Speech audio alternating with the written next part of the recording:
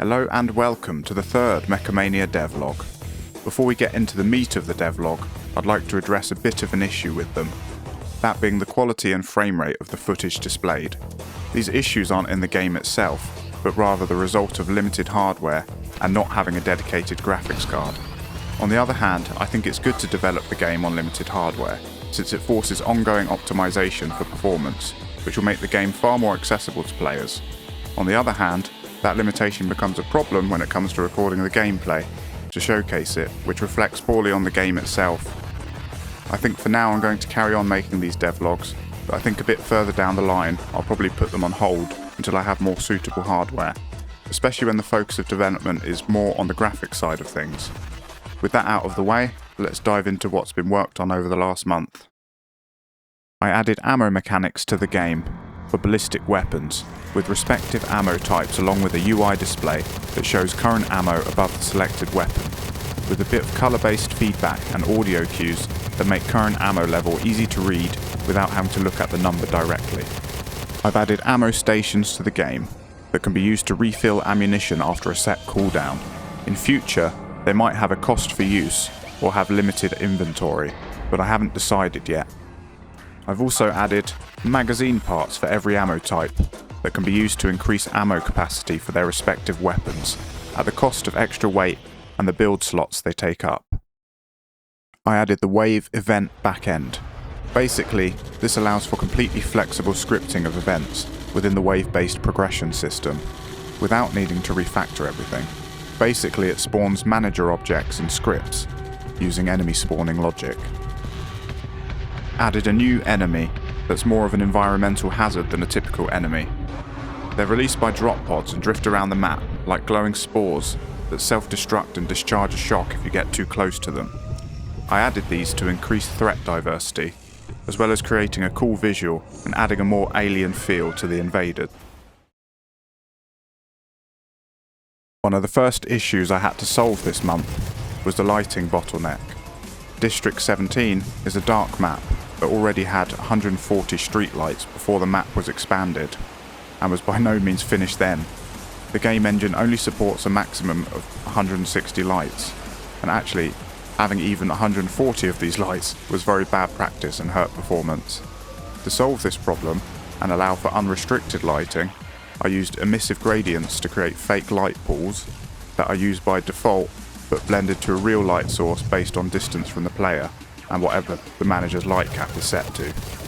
A nice side effect of having a central manager for all the lights is that it's possible to control them all, make them flicker during events, things like that. I've made the field upgrades menu functional, so now it actually boosts the selected base stat, which in addition to being used for field upgrades, can now also be used by other systems to affect these stats in future. Added the gravity accelerator utility part. It's a temporary AoE that affects flying enemies and missiles, causing them to fall to the ground, which is good for drones and missiles since it destroys them, but causes the drifting spores to pool at ground level, making them even more dangerous.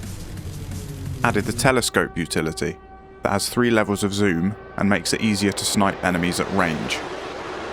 Added the top turret mount that can rotate 360 degrees to face where the player is looking. This gives fixed chassis cores the ability to aim without having to rotate the whole mech. Added the anti-materiel rifle, a long-range precision weapon that deals extra damage when hitting weak points. It's actually quite effective at any range with good aim, but the fire rate is the drawback in closer engagements. Added the antique cannon to the game. This is planned to be part of the shed tier gear that's on the lower end of the tech tree. Shed tier is basically cheap, jury-rigged chaos, and the antique cannon is a demonstration of this. It's basically a pirate cannon with an autoloader.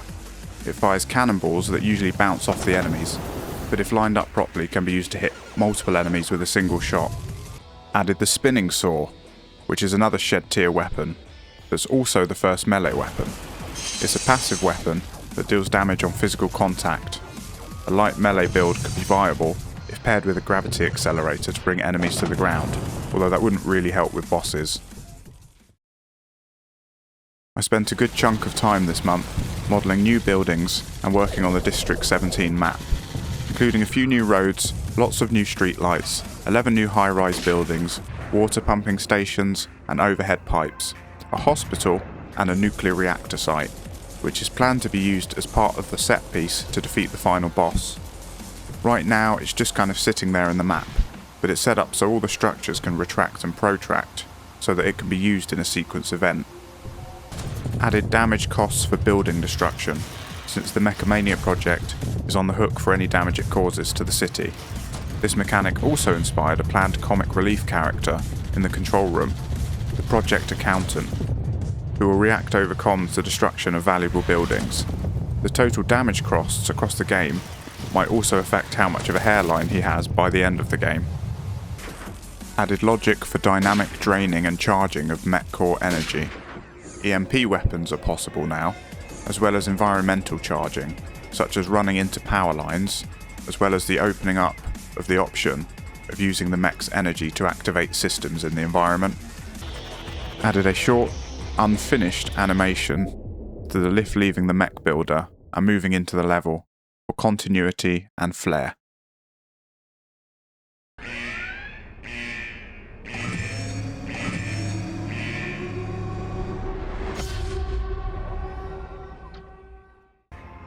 Added end of game statistics when exiting the current run.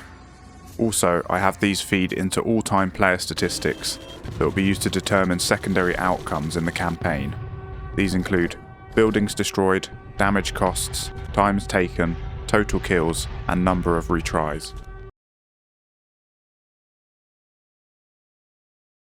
Fixed buildings, still phantom smoking after the building was destroyed. Fixed gameplay suppression state for cutscenes, interacting with UI, etc., so you don't blow yourself up or move around. Fixed mount points being selectable when they shouldn't be. Fixed weapon aim desync over time. Fixed mech hover pads being indestructible. Added and subsequently scrapped the alien shield crawler enemy type. Improved alien charge tank movement logic. Made alien rollers a bit bigger. Refined leg movement to be 360 instead of 4 directional. Made alien droppers exclusively target buildings and defensive turrets. No more surprise bombing rain. Added turrets to alien spawner ships, since it didn't make sense that these would have no defensive weapons. The plan is to keep developing the District 17 map, to add level of detail to buildings so unseen geometry and details are unloaded. Set up nav mesh for AI using the road network. Add digging in mechanics to incursions, so that incursion sites become more fortified with barriers and turrets the longer they are left unchallenged. To add more enemy types and bosses.